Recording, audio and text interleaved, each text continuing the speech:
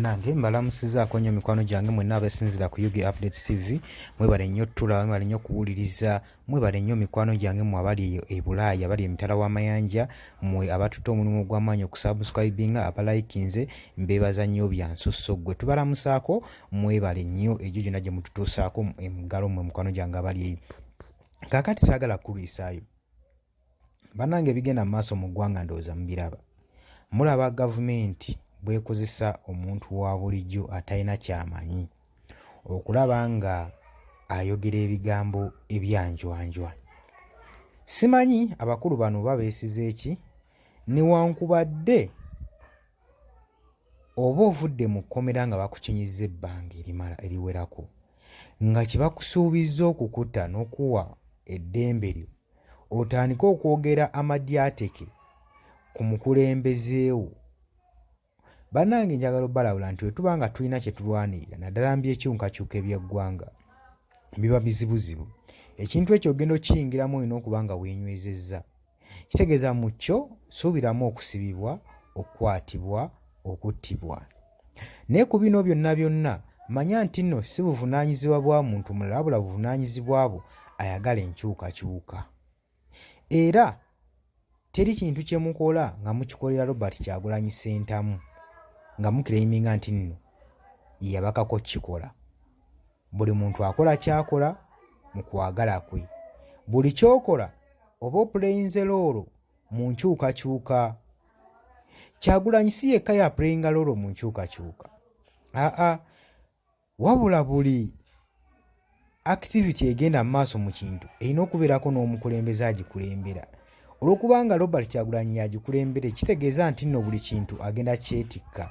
Kitegeeza ki? Consequences zonna zonna ezivaamu bubeera buvunaanyizibwa bwo, si buvunaanyizibwa bwa Robert Kyagulanyi, kubanga ffenna tubadde ne ggoolo emu yakwagala kukyusa ggwanga, kwagala kukyusa ku buyinza, abaana baffe n'abazzukulu beeyagalireko mu Uganda empya. Kati nsaasira basajja battu bano bentunuulira be baakayimbula okuva mu kkomera, abaali ab'amaanyi naye nga gavumenti saazi ne bafudde obuugi, nga ne bye boogera bali mu kujeeteka bujeetesi, ne bye boogera bambi tebabitegeera.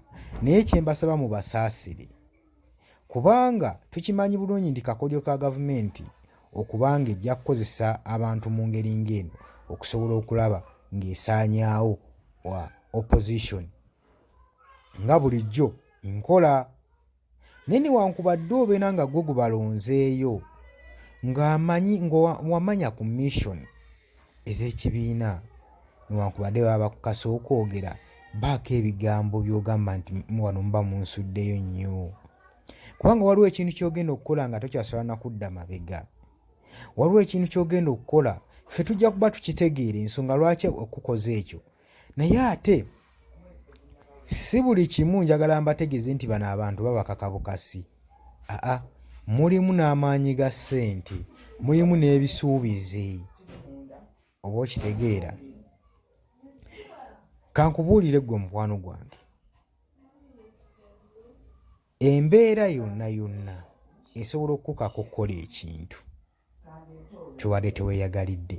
Naye ate w'obanga ovaawo lekanga akabonero akalaga nti nno kino newankubadde nkikoze naye nkikoze mu butali butuukirivu, nyina ekinkozesezza. Kati baganda baffe bano tujja basonyiwa kubanga tukimanyi bulungi waliwo embeera ebakozesa emabega abaganda bange bali eyo. Mubasonyiwe, mubasaasire ku buli kimu ekisobye mu maaso gaabwe.